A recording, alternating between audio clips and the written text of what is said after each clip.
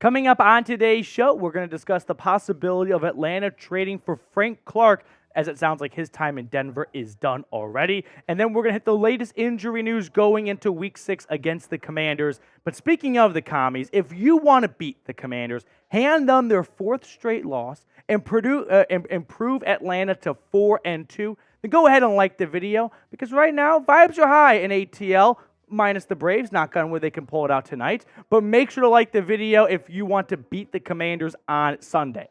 Now let's get started by talking about Frank Clark and whether or not the Falcons should go out and trade for the former Chiefs edge rusher.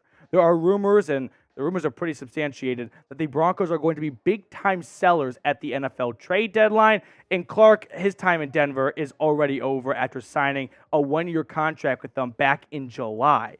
Here's what Field Yates tweeted out earlier. Frank Clark's days as a Bronco are coming to an end, per sources. Be it via trade or release, the team will be moving on from Clark soon. It's the second pass rusher Denver will have parted ways with in recent days, as the team traded Randy Gregory less than a week ago. Clark agreed to a restructured deal yesterday, giving back $1.6 million in guaranteed salary. Why would Frank Clark give back money? Because he wants to help facilitate a trade to a contending team, right? That's the only logical explanation. Why would you give back money and then just have the team release you a week later instead of holding on to that extra $1.6 million guaranteed? Because he knows no team wants to trade for him if they got to pay him all that much money. But instead, if he gives some back, he could go to a team and he could go chase a ring.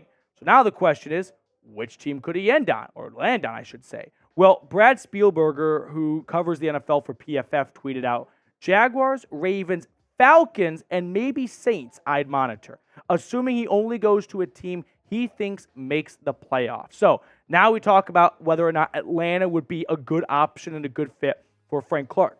I think this is one of those perfect buy low candidates. If you do end up trading for Frank Clark, similar to Van Jefferson, it's not going to cost you much at all. We're not talking about even a fifth-round pick, I speculate. I think it's going to be identical to Van Jefferson, excuse me. It'll be one of those day 3 pick swaps where you give a pick and you get one back in return. Now, Frank Clark this year, he's been out with a hip injury. He's not even playing in tonight's Thursday night game for an illness. Yeah, I'm putting big air quotes up right now. I think Denver is just sitting him so he does not get hurt before they pull off a trade. But last year and the year before that and the year before that, down in KC with the Chiefs, he put up some really solid numbers. Remember, he started his career in Seattle, kind of got the bag with the Chiefs, and he was a postseason menace. He's got one of the best sack performances in postseason history. Meanwhile, Atlanta's pass rush so far, I've said this before, but I'll say it again. It's done what we probably expected it to do and what we're paying them to do, right? Which is no one is getting paid top dollar, right? There is no $20+ million edge rusher on this team. Terry Fontenot put together a bit of a misfit group with like Bud Dupree and and Lorenzo Carter, and then he brought over some ascending guys and David Onyemata and Caden Ellis, and they're playing as a committee. And so when you have a group project with no leader in it, you're not going to have one individual stick out with 7 sacks while everyone else is back with 2 sacks. We said this on yesterday's show, but if you didn't watch yesterday's video, I'll say it again. The Falcons need a more consistent pass rush if they want to play deep into the playoffs. If they want to win 9 games, maybe win the NFC South, maybe not, and then maybe make the wild card or get bounced in the first round of the playoffs, keep going. Because I think this team could very much accomplish that. This team could win 9, maybe even 10 games. But are they going to take down the Eagles or the 49ers? No. Not with the way they are currently constructed. And to Atlanta's defense, no one looks like they're going to take down either of those teams. But if you want a good shot at it, if you want to increase your chances, even marginally, add some more depth to this pass rush unit. The last thing you want to see is some injuries pile up and Atlanta turn to a bunch of practice squad guys you and I have never heard of before when they could have gotten Frank Clark for a bag of peanuts. So let me know, should the Falcons trade for Frank Clark? Yes or no? Give me your honest opinion down below in the comment section as to whether or not you want to see Frank Clark come over to Atlanta. Clark, like I said, he's a playoff monster. I mean, he has a way of just finding an extra gear digging a little bit deeper and bringing out his best stuff when it matters most in the postseason. Look at his playoff stats with the Chiefs in 12 games. 10.5 sacks, 14 tackles for loss. I can confidently say Kansas City would not have as many parades without Frank Clark. He did that much for them in the postseason to make sure that Patrick Mahomes was always playing with a lead more often than not, or at least making sure that the Chiefs could stay alive in some of those great comeback efforts they had.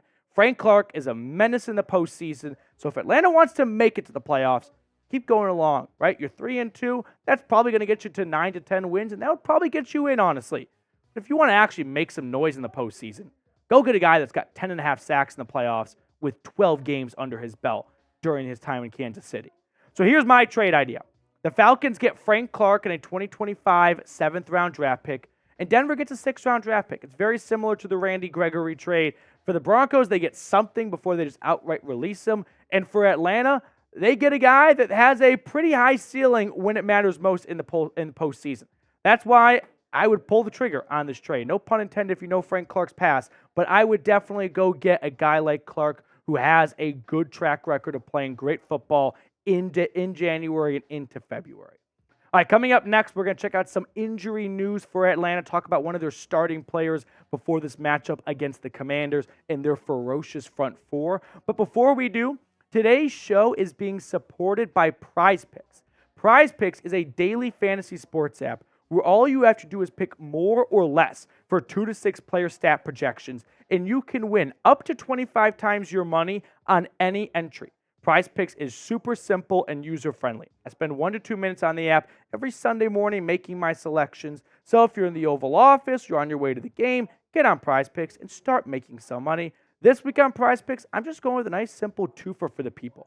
More for Bijan Robinson at 76.5 rushing yards, and more on Drake London for 44.5 receiving yards. Riverboat Ron's defense is sinking right now, so I'm going to take more on both of these players right now as Atlanta's offense appears to be turning a corner and the Commanders appear to be going in the very different direction.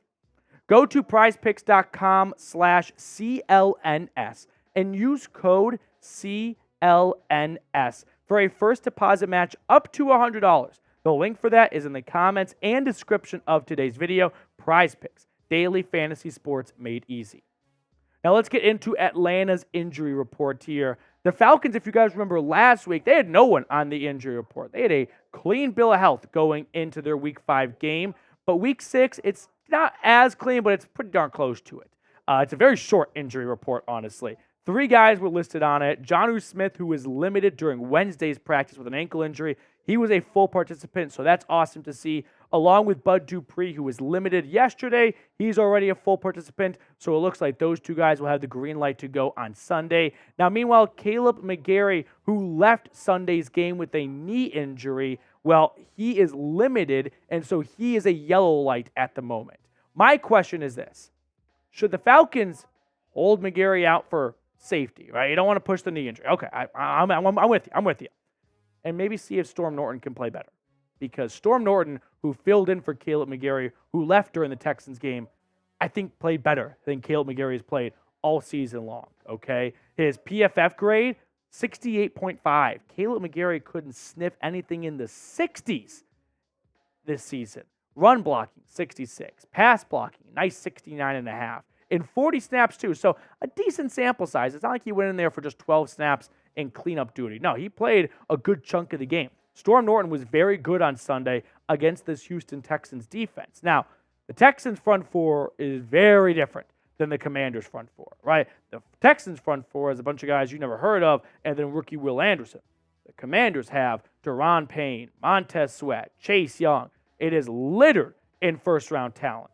But Kaleb McGary so far this season, it hasn't been the Kaleb McGary we were hoping for. I know PFF is a bit higher on him than, say, your average Falcons fan, but the pass blocking grade is 62.4. I guess it's a little bit higher than I thought, but still. Overall grade 70.3. I think we can all agree that Kaleb McGary is looking a lot more like the years 1 through 3 we saw from the former Washington Husky than what we saw last year in year 4. Now, if you had to pick a right tackle to start on Sunday against Washington, who would you want to roll with? Kaleb McGary Or do you want to continue riding, I don't know if to say the hot hand, but the hot-ish hand in Storm Norton? Plus, Storm is just a badass name, so that gets some brownie points alone. Type the initials for the player you would rather see start on the right side of the offensive line this Sunday against the Commanders. It's a tall task, like I said, when you go up against Montez Sweat and Chase Young this week. So maybe this is if Kaleb McGary is healthy, which he's only limited, so that kind of makes me more optimistic than not that he will be able to go on Sunday. You do go to the guy who's got more starting experience, but I'm also somewhat terrified of a shaky Kaleb McGary so far going up against a really good Commanders pass rush. That could be the perfect storm. No pun intended. Storm Norton could weather that storm. All right, that's going to do it for us on today's show. Thank you so much for tuning in. I really appreciate you guys taking time out of your day to come hang out with us. We're going to sign off, and we're going to see everyone later. Before we go, though, just spur of the moment thing here. If you're still watching right now, go down to the comment section and drop 8TL, because I just want to know who watches all the way until the end of the video.